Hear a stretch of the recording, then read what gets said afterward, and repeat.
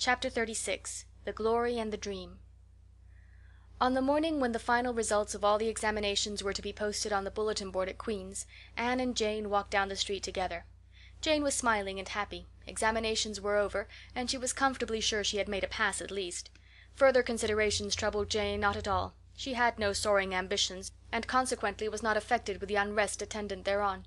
For we pay a price for everything we get or take in this world, and although ambitions are well worth having, they are not to be cheaply won, but exact their dues of work and self-denial, anxiety and discouragement. Anne was pale and quiet.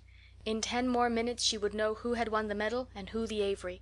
Beyond those 10 minutes there did not seem just then to be anything worth being called time. "Of course you'll win one of them anyhow," said Jane, who couldn't understand how the faculty could be so unfair as to order it otherwise. "I have not hope of the Avery," said Anne. "Everybody says Emily Clay will win it, and I'm not going to march up to that bulletin board and look at it before everybody. I haven't the moral courage. I'm going straight to the girls' dressing room. You must read the announcements and then come and tell me, Jane, and I implore you in the name of our old friendship to do it as quickly as possible. If I have failed, just say so without trying to break it gently. And whatever you do, don't sympathize with me. Promise me this, Jane." Jane promised solemnly, but as it happened there was no necessity for such a promise. When they went up the entrance steps of Queen's they found the hall full of boys who were carrying Gilbert Blythe around on their shoulders and yelling at the tops of their voices, "Hurrah for Blythe, medalist!" For a moment Anne felt one sickening pang of defeat and disappointment. So she had failed and Gilbert had won. Well, Matthew would be sorry. He had been so sure she would win. And then somebody called out, "3 cheers for Miss Shirley, winner of the Avery!" "Oh, Anne!" gasped Jane, as they fled to the girls' dressing room amid hearty cheers. "Oh, Anne, I'm so proud. Isn't it splendid?" And then the girls were around them, and Anne was the center of a laughing, congratulating group. Her shoulders were thumped and her hands shaken vigorously. She was pushed and pulled and hugged, and among it all she managed to whisper to Jane, "Oh, won't Matthew and Marilla be pleased? I must write the news home right away." Commencement was the next important happening. The exercises were held in the big assembly hall of the academy. Addresses were given, essays read, songs sung, the public awarded diplomas, prizes, and medals made. Matthew and Marilla were there, with eyes and ears for only one student on the platform, a tall girl in pale green, with faintly flushed cheeks and starry eyes, who read the best essay and was pointed out and whispered about as the Avery winner. "Reckon you're glad we kept her, Marilla?" whispered Matthew, speaking for the first time since he had entered the hall, when Anne had finished her essay. "It's not the first time I've been glad," retorted Marilla. "You do like to rub things in, Matthew Cuthbert." Miss Barry, who was sitting behind them, leaned forward and poked Marilla in the back with her parasol. "Aren't you proud of that, Anne girl? I am," she said. Anne went home to Avonlea with Matthew and Marilla that evening. She had not been home since April, and she felt that she could not wait another day. The apple blossoms were out and the world was fresh and young. Diana was at Green Gables to meet her. In her own white room, where Marilla had set a flowering house rose on the window sill, Anne looked about her and drew a long breath of happiness. "Oh, Diana, it's so good to be back again. It's so good to see those pointed firs coming out against the pink sky, and that white orchard against the old Snow Queen. Isn't the breath of the mint delicious? And that tea rose, why, it's a song and a hope and a prayer all in one. And it's good to see you again, Diana." "I thought you liked that Stella Maynard better than me," said Diana reproachfully. "Josie Pye told me you did. Josie said you were infatuated with her." Anne laughed and pelted Diana with the faded June lilies of her bouquet. "Stella Maynard is the dearest girl in the world, except one, and you are that one, Diana," she said. "I love you more than ever, and I've so many things to tell you. But just now I feel as if it were joy enough to sit here and look at you. I'm tired, I think. Tired of being studious and ambitious. I mean to spend at least 2 hours tomorrow lying out in the orchard grass thinking of absolutely nothing." "You've done splendidly, Anne. I suppose you won't be teaching now that you've won the Avery." "No. I'm going to Redmond in September. Doesn't it seem wonderful? I'll have a brand new stock of ambition laid in by that time, after 3 glorious golden months of vacation. Jane and Ruby are going to teach. Isn't it splendid to think we all got through, even to Moody Spurgeon and Josie Pye?" "The Newbridge trustees have offered Jane their school already," said Diana. "Gilbert Blythe is going to teach too. He has to. His father can't afford to send him to college next year after all, so he means to earn his way through. I expect he'll get the school here if Miss Ames decides to leave." Anne felt a queer little sensation of dismayed surprise. She had not known this. She had expected that Gilbert would be going to Redmond also. What would she do without their inspiring rivalry? Would not work, even at a coeducational college with a real degree in prospect, be rather flat without her friend the enemy? The next morning at breakfast it suddenly struck Anne that Matthew was not looking well. Surely he was much grayer than he had been a year before. "Marilla," she said hesitatingly when he had gone out, "is Matthew quite well?" "No, he isn't," said Marilla in a troubled tone. "He's had some real bad spells with his heart this spring, and he won't spare himself a mite. I've been real worried about him. But he's some better this while back, and we've got a good hired man, so I'm hoping he'll kind of rest and pick up. Maybe he will now you're home. You always cheer him up." Anne leaned across the table and took Marilla's face in her hands. "You're not looking as well yourself as I'd like to see you, Marilla. You look tired. I'm afraid you've been working too hard. You must take a rest now that I'm home. I'm just going to take this one day off to visit all the dear old spots and hunt up my old dreams, and then it will be your turn to be lazy while I do the work." Marilla smiled affectionately at her girl. "It's not the work. It's my head. I've got a pain so often now behind my eyes. Dr. Spencer's been fussing with glasses, but they don't do me any good. There is a distinguished oculist coming to the island the last of June, and the doctor says I must see him. I guess I'll have to. I can't read or sew with any comfort now. Well, Anne, you've done real well at Queen's, I must say. To take first-class license in 1 year and win the Avery scholarship. Well, well. Mrs. Lynde says pride goes before a fall, and she doesn't believe in the higher education of women at all. She says it unfits them for a woman's true sphere. I don't believe a word of it. Speaking of Rachel reminds me, did you hear anything about the Abbey Bank lately, Anne?" "I heard it was shaky," answered Anne. "Why?" "That is what Rachel said. She was up here one day last week and said there was some talk about it. Matthew felt real worried. All we have saved is in that bank, every penny. I wanted Matthew to put it in the savings bank in the first place, but old Mr. Abbey was a great friend of father's, and he'd always banked with him. Matthew said any bank with him at the head of it was good enough for anybody." "I think he has only been its nominal head for many years," said Anne. "He is a very old man. His nephews are really at the head of the institution." "Well, when Rachel told us that, I wanted Matthew to draw our money right out, and he said he'd think of it. But Mr. Russell told him yesterday that the bank was all right." Anne had her good day in the companionship of the outdoor world. She never forgot that day. It was so bright and golden and fair, so free from shadow and so lavish of blossom. Anne spent some of its rich hours in the orchard. She went to the Dryad's Bubble and Willowmere and Violet Vale. She called in at the manse and had a satisfying talk with Mrs. Allan. And finally, in the evening, she went with Matthew for the cows through Lover's Lane to the back pasture. The woods were all gloried through with sunset, and the warm splendor of it streamed down through the hill gaps in the west. Matthew walked slowly with bent head. Anne, tall and erect, suited her springing step to his. "You've been working too hard today, Matthew," she said reproachfully. "Why don't you take things easier?" "Well now, I can't seem to," said Matthew as he opened the yard gate to let the cows through. "It's only that I'm getting old, Anne, and keep forgetting it. Well, well, I've always worked pretty hard, and I'd rather drop in harness." "If I had been the boy you sent for," said Anne wistfully, "I'd be able to help you so much now and spare you in 100 ways. I could find it in my heart to wish I had been, just for that." "Well now, I'd rather have you than a dozen boys, Anne," said Matthew, patting her hand. "Just mind you that, rather than a dozen boys. Well now, I guess it wasn't a boy that took the Avery scholarship, was it? It was a girl, my girl that I'm proud of." He smiled his shy smile at her as he went into the yard. Anne took the memory of it with her when she went to her room that night, and sat for a long while at her open window, thinking of the past and dreaming of the future. Outside, the Snow Queen was mistily white in the moonshine. The frogs were singing in the marsh beyond Orchard Slope.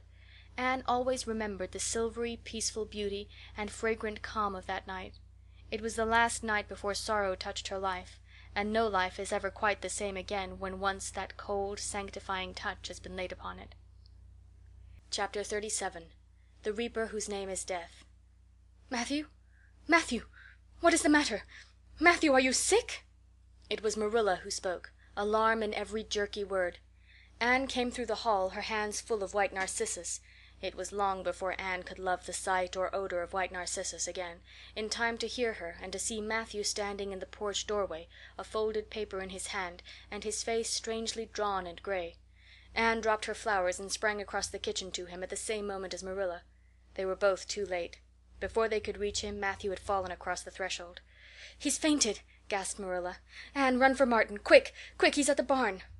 Martin, the hired man, who had just driven home from the post office, started at once for the doctor, calling at Orchard Slope on his way to send Mr. and Mrs. Barry over.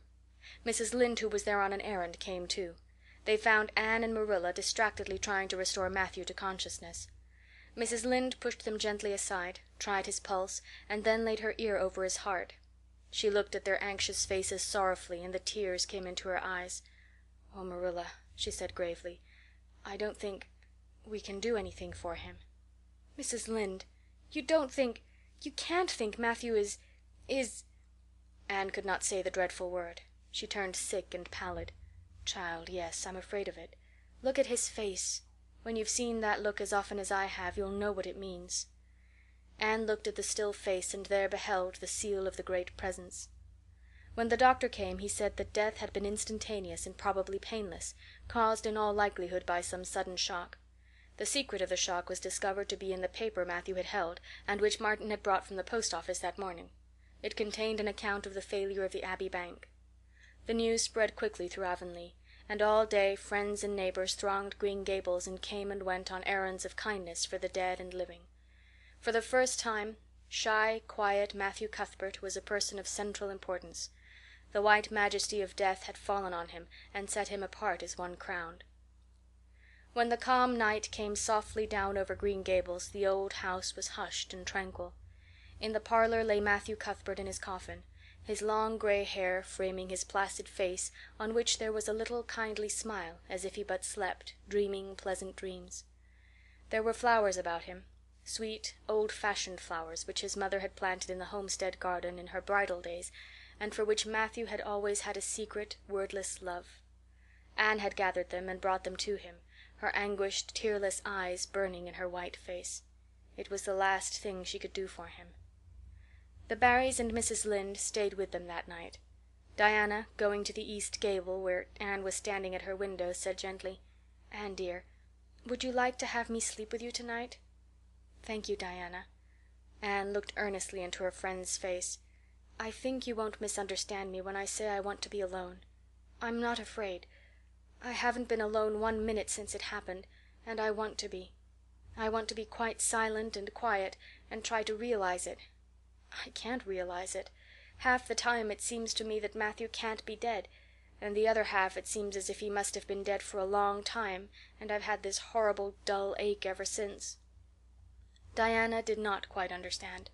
Marilla's impassioned grief, breaking all the bounds of natural reserve and lifelong habit in its stormy rush, she could comprehend better than Anne's tearless agony. But she went away kindly, leaving Anne alone to keep her first vigil with sorrow.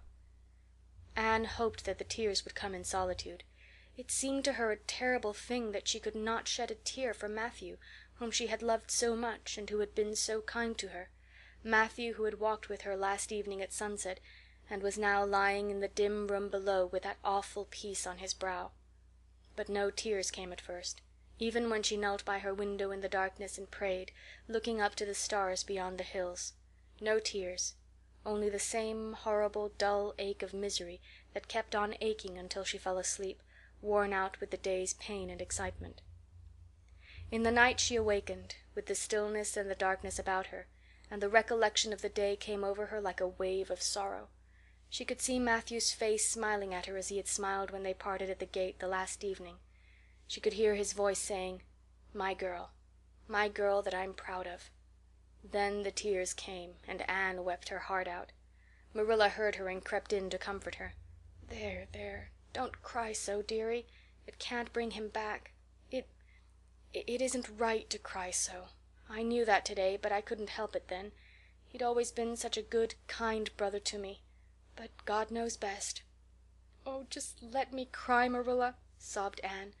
"The tears don't hurt me like that ache did. Stay here for a little while with me and keep your arm around me so.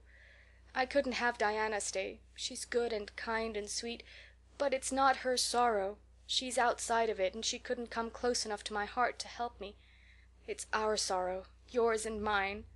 Oh, Marilla, what will we do without him?" "We've got each other, Anne. I don't know what I'd do if you weren't here, if you'd never come. Oh, Anne, I know I've been kind of strict and harsh with you maybe, But you mustn't think I didn't love you as well as Matthew did, for all that. I want to tell you now, when I can. It's never been easy for me to say things out of my heart, but at times like this it's easier. I love you as dear as if you were my own flesh and blood, and you've been my joy and comfort ever since you came to Green Gables." 2 days afterwards they carried Matthew Cuthbert over his homestead threshold, and away from the fields he had tilled, and the orchards he had loved, and the trees he had planted. And then Avonlea settled back to its usual placidity, and even at Green Gables affairs slipped into their old groove, and work was done and duties fulfilled with regularity as before, although always with the aching sense of loss in all familiar things.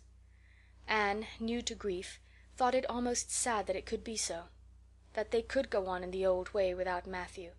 She felt something like shame and remorse when she discovered that the sunrises behind the firs and the pale pink buds opening in the garden gave her the old inrush of gladness when she saw them, that Diana's visits were pleasant to her, and that Diana's merry words and ways moved her to laughter and smiles, that, in brief, the beautiful world of blossom and love and friendship had lost none of its power to please her fancy and thrill her heart, that life still called to her with many insistent voices. "It seems like disloyalty to Matthew somehow to find pleasure in these things now that he is gone," she said wistfully to Mrs. Allan one evening when they were together in the manse garden. "I miss him so much, all the time, and yet, Mrs. Allan, the world and life seem very beautiful and interesting to me for all. Today Diana said something funny and I found myself laughing. I thought when it happened I could never laugh again, and it somehow seems as if I oughtn't to." "When Matthew was here he liked to hear you laugh, and he liked to know that you found pleasure in the pleasant things around you," said Mrs. Allan gently. "He is just away now, and he likes to know it just the same. I am sure we should not shut our hearts against the healing influences that nature offers us. But I can understand your feeling. I think we all experience the same thing. We resent the thought that anything can please us when someone we love is no longer here to share the pleasure with us, and we almost feel as if we were unfaithful to our sorrow when we find our interest in life returning to us. "I was down to the graveyard to plant a rosebush on Matthew's grave this afternoon," said Anne dreamily. "I took a slip of the little white Scotch rosebush his mother brought out from Scotland long ago. Matthew always liked those roses the best. They were so small and sweet on their thorny stems. It made me feel glad that I could plant it by his grave, as if I were doing something that must please him in taking it there to be near him. I hope he has roses like them in heaven. Perhaps the souls of all those little white roses that he has loved so many summers were all there to meet him. I must go home now. Marilla is all alone and she gets lonely at twilight." "She will be lonelier still, I fear, when you go away again to college," said Mrs. Allan. Anne did not reply. She said good night and went slowly back to Green Gables. Marilla was sitting on the front door steps, and Anne sat down beside her. The door was open behind them, held back by a big pink conch shell, with hints of sea sunsets in its smooth inner convolutions. Anne gathered some sprays of pale yellow honeysuckle and put them in her hair. She liked the delicious hint of fragrance as some aerial benediction above her every time she moved. "Dr. Spencer was here while you were away," Marilla said. "He says that the specialist will be in town tomorrow, and he insists that I must go in and have my eyes examined. I suppose I'd better go and have it over. I'll be more than thankful if the man can give me the right kind of glasses to suit my eyes. You won't mind staying here alone while I'm away, will you? Martin will have to drive me in, and there's ironing and baking to do." "I shall be all right. Diana will come over for company for me. I shall attend to the ironing and baking beautifully. You needn't fear that I'll starch the handkerchiefs or flavor the cake with liniment." Marilla laughed. "What a girl you were for making mistakes in them days, Anne. You were always getting into scrapes. I did used to think you were possessed. Do you mind the time you dyed your hair?" "Yes, indeed. I shall never forget it," smiled Anne, touching the heavy braid of hair that was wound about her shapely head. "I laugh a little now sometimes when I think what a worry my hair used to be to me, but I don't laugh much, because it was a very real trouble then. I did suffer terribly over my hair and my freckles. My freckles are really gone, and people are nice enough to tell me my hair is auburn now, all but Josie Pye. She informed me yesterday that she really thought it was redder than ever, or at least my black dress made it look redder, and she asked me if people who had red hair ever got used to having it. Marilla, I've almost decided to give up trying to like Josie Pye. I've made what I would once have called a heroic effort to like her, but Josie Pye won't be liked. "Josie is a pye," said Marilla sharply, "so she can't help being disagreeable. I suppose people of that kind serve some useful purpose in society, but I must say I don't know what it is, any more than I know the use of thistles. Is Josie going to teach?" "No, she is going back to Queen's next year. So are Moody Spurgeon and Charlie Sloane. Jane and Ruby are going to teach, and they have both got schools, Jane at Newbridge and Ruby at some place up west." "Gilbert Blythe is going to teach too, isn't he?" "Yes," briefly. "What a nice-looking fellow he is," said Marilla absently. "I saw him in church last Sunday, and he seemed so tall and manly. He looks a lot like his father did at the same age. John Blythe was a nice boy. We used to be real good friends, he and I. People called him my beau." Anne looked up with swift interest. "Oh, Marilla! And what happened? Why didn't you—" "We had a quarrel. I wouldn't forgive him when he asked me to. I meant to after a while, but I was sulky and angry, and I wanted to punish him first. He never came back. The Blythes were all mighty independent. But I always felt rather sorry. I've always kind of wished I'd forgiven him when I had the chance." "So you've had a bit of romance in your life, too," said Anne softly. "Yes, I suppose you might call it that. You wouldn't think so to look at me, would you? But you never can tell about people from their outsides. Everybody has forgotten about me and John. I'd forgotten myself. But it all came back to me when I saw Gilbert last Sunday." Chapter 38. The Bend in the Road. Marilla went to town the next day and returned in the evening. Anne had gone over to Orchard Slope with Diana and came back to find Marilla in the kitchen, sitting by the table with her head leaning on her hand. Something in her dejected attitude struck a chill to Anne's heart. She had never seen Marilla sit limply inert like that. "Are you very tired, Marilla?" "Yes. No. I don't know," said Marilla wearily, looking up. "I suppose I am tired, but I haven't thought about it. It's not that." "Did you see the oculist? What did he say?" asked Anne anxiously. "Yes, I saw him. He examined my eyes. He says that if I give up all reading and sewing entirely, and any kind of work that strains the eyes, and if I'm careful not to cry, and if I wear the glasses he's given me, he thinks my eyes may not get any worse and my headaches will be cured.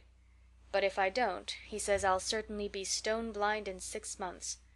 Blind! Anne, just think of it." For a minute Anne, after her first quick exclamation of dismay, was silent. It seemed to her that she could not speak. Then she said bravely, but with a catch in her voice, "Marilla, don't think of it. You know he has given you hope. If you are careful you won't lose your sight altogether. And if his glasses cure your headaches it will be a great thing." "I don't call it much hope," said Marilla bitterly. "What am I to live for if I can't read or sew or do anything like that? I might as well be blind or dead. And as for crying, I can't help that when I get lonesome. But there, it's no good talking about it. If you'll get me a cup of tea I'll be thankful. I'm about done out. Don't say anything about this to anyone for a spell yet, anyway. I can't bear that folks should come here to question and sympathize and talk about it." When Marilla had eaten her lunch Anne persuaded her to go to bed. Then Anne went herself to the east gable and sat down by her window in the darkness, alone with her tears and her heaviness of heart. How sadly things had changed since she had sat here the night after coming home. Then she had been full of hope and joy, and the future had looked rosy with promise. Anne felt as if she had lived years since then, but before she went to bed there was a smile on her lips and peace in her heart. She had looked her duty courageously in the face and found it a friend, as duty ever is when we meet it frankly. One afternoon, a few days later, Marilla came slowly in from the front yard where she had been talking to a caller, a man whom Anne knew by sight as Sadler from Carmody. Anne wondered what he could have been saying to bring that look to Marilla's face. "What did Mr. Sadler want, Marilla?" Marilla sat down by the window and looked at Anne. There were tears in her eyes in defiance of the oculist prohibition, and her voice broke as she said, "He heard that I was going to sell Green Gables and he wants to buy it." "Buy it? Buy Green Gables?" Anne wondered if she had heard aright. "Oh, Marilla, you don't mean to sell Green Gables?" "Anne, I don't know what else is to be done. I've thought it all over. If my eyes were strong I could stay here and make out to look after things and manage with a good hired man. But as it is I can't. I may lose my sight altogether, and anyway I'll not be fit to run things. Oh, I never thought I'd live to see the day when I'd have to sell my home. But things would only get behind worse and worse all the time, till nobody would want to buy it. Every cent of our money went in that bank, and there's some notes Matthew gave last fall to pay. Mrs. Lynde advises me to sell the farm and board somewhere, with her, I suppose. It won't bring much. It's small and the buildings are old. But it'll be enough for me to live on, I reckon. I'm thankful you're provided for with that scholarship, Anne. I'm sorry you won't have a home to come to in your vacations, that's all. But I suppose you'll manage somehow." Marilla broke down and wept bitterly. "You mustn't sell Green Gables," said Anne resolutely. "Oh, Anne, I wish I didn't have to. But you can see for yourself. I can't stay here alone. I'd go crazy with trouble and loneliness. And my sight would go, I know it would. You won't have to stay here alone, Marilla. I'll be with you. I'm not going to Redmond." "Not going to Redmond?" Marilla lifted her worn face from her hands and looked at Anne. "Why, what do you mean?" "Just what I say. I'm not going to take the scholarship. I decided so the night after you came home from town. You surely don't think I could leave you alone in your trouble, Marilla, after all you've done for me? I've been thinking and planning. Let me tell you my plans. Mr. Barry wants to rent the farm for next year, so you won't have any bother over that. And I'm going to teach. I've applied for the school here, but I don't expect to get it, for I understand the trustees have promised it to Gilbert Blythe. But I can have the Carmody school. Mr. Blair told me so last night at the store. Of course, that won't be quite as nice or convenient as if I had the Avonlea school, but I can board home and drive myself over to Carmody and back, in the warm weather at least. And even in winter I can come home Fridays. We'll keep a horse for that. Oh, I have it all planned out, Marilla. And I'll read to you and keep you cheered up. You shan't be dull or lonesome. And we'll be real cozy and happy here together, you and I." Marilla had listened like a woman in a dream. "Oh, Anne, I could get on real well if you were here, I know. But I can't let you sacrifice yourself so for me. It would be terrible." "Nonsense!" Anne laughed merrily. "There is no sacrifice. Nothing could be worse than giving up Green Gables. Nothing could hurt me more. We must keep the dear old place. My mind is quite made up, Marilla. I'm not going to Redmond, and I am going to stay here and teach. Don't you worry about me a bit." "But your ambitions and—" "I'm just as ambitious as ever, only I've changed the object of my ambitions. I'm going to be a good teacher, and I'm going to save your eyesight. Besides, I mean to study at home here and take a little college course all by myself. Oh, I've dozens of plans, Marilla. I've been thinking them out for a week. I shall give life here my best, and I believe it will give its best to me in return. When I left Queen's my future seemed to stretch out before me like a straight road. I thought I could see along it for many a milestone. Now there is a bend in it. I don't know what lies around the bend, but I'm going to believe that the best does. It has a fascination of its own, that bend, Marilla. I wonder how the road beyond it goes, what there is of green glory and soft checkered light and shadows, what new landscapes, what new beauties, what curves and hills and valleys further on. "I don't feel as if I ought to let you give it up," said Marilla, referring to the scholarship. "But you can't prevent me. I'm 16 and a half, obstinate as a mule, as Mrs. Lynde once told me," laughed Anne. "Oh, Marilla, don't you go pitying me. I don't like to be pitied, and there is no need for it. I'm heart glad over the very thought of staying at dear Green Gables. Nobody could love it as you and I do, so we must keep it." "You blessed girl," said Marilla, yielding. "I feel as if you'd given me new life. I guess I ought to stick out and make you go to college, but I know I can't, so I ain't gonna try. I'll make it up to you, though, Anne." When it became noised abroad in Avonlea that Anne Shirley had given up the idea of going to college and intended to stay home and teach, there was a good deal of discussion over it. Most of the good folks, not knowing about Marilla's eyes, thought she was foolish. Mrs. Allan did not. She told Anne so in approving words that brought tears of pleasure to the girl's eyes. Neither did good Mrs. Lynde. She came up one evening and found Anne and Marilla sitting at the front door in the warm, scented summer dusk. They liked to sit there when the twilight came down and the white moths flew about in the garden and the odor of mint filled the dewy air. Mrs. Rachel deposited her substantial person upon the stone bench by the door, behind which grew a row of tall pink and yellow hollyhocks, with a long breath of mingled weariness and relief. "I declare I'm getting glad to sit down. I've been on my feet all day, and 200 pounds is a good bit for 2 feet to carry round. It's a great blessing not to be fat, Marilla. I hope you appreciate it. Well, Anne, I hear you've given up your notion of going to college. I was real glad to hear it. You've got as much education now as a woman can be comfortable with. I don't believe in girls going to college with the men and cramming their heads full of Latin and Greek and all that nonsense." "But I'm going to study Latin and Greek just the same, Mrs. Lynde," said Anne, laughing. "I'm going to take my arts course right here at Green Gables and study everything that I would at college." Mrs. Lynde lifted her hands in holy horror. "Anne Shirley, you'll kill yourself." "Not a bit of it. I shall thrive on it. Oh, I'm not going to overdo things. As Josiah Allen's wife says, I shall be medium. But I'll have lots of spare time in the long winter evenings, and I've no vocation for fancy work. I'm going to teach over at Carmody, you know." "I don't know it. I guess you're going to teach right here in Avonlea. The trustees have decided to give you the school." "Mrs. Lynde!" cried Anne, springing to her feet in surprise. "Why, I thought they had promised it to Gilbert Blythe." "So they did. But as soon as Gilbert heard that you had applied for it, he went to them. They had a business meeting at the school last night, you know, and told them that he withdrew his application and suggested that they accept yours. He said he was going to teach at White Sands. Of course, he knew how much you wanted to stay with Marilla, and I must say I think it was real kind and thoughtful in him, that's what. Real self-sacrificing, too, for he'll have his board to pay at White Sands, and everybody knows he's got to earn his own way through college. So the trustees decided to take you. I was tickled to death when Thomas came home and told me." "I don't feel that I ought to take it," murmured Anne. "I mean, I don't think I ought to let Gilbert make such a sacrifice for me." "I guess you can't prevent him now. He signed papers with the White Sands trustees. So it wouldn't do him any good now if you were to refuse. Of course you'll take the school. You'll get along all right, now that there are no Pyes going. Josie was the last of them, and a good thing she was, that's what. There's been some Pye or other going to Avonlea school for the last 20 years, and I guess their mission in life was to keep school teachers reminded that Earth isn't their home."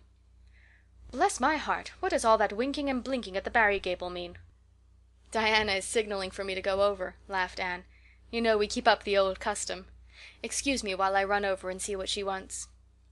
Anne ran down the clover slope like a deer and disappeared in the furry shadows of the haunted wood. Mrs. Lynde looked after her indulgently. "There's a good deal of the child about her yet in some ways." "There's a good deal more of the woman about her in others," retorted Marilla, with a momentary return of her old crispness. But crispness was no longer Marilla's distinguishing characteristic. As Mrs. Lynde told her Thomas that night, "Marilla Cuthbert has got mellow, that's what."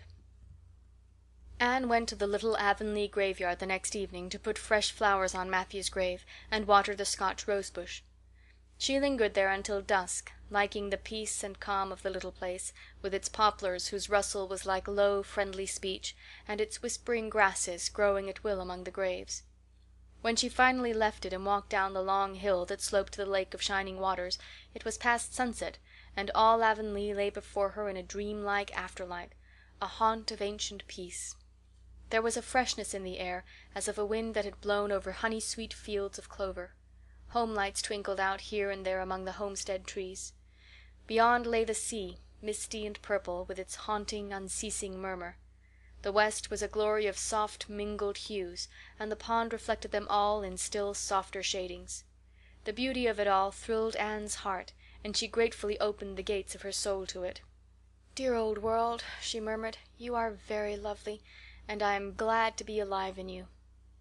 Halfway down the hill a tall lad came whistling out of a gate before the Blythe homestead. It was Gilbert, and the whistle died on his lips as he recognized Anne. He lifted his cap courteously, but he would have passed on in silence if Anne had not stopped and held out her hand. "Gilbert," she said, with scarlet cheeks, "I want to thank you for giving up the school for me. It was very good of you, and I want you to know that I appreciate it."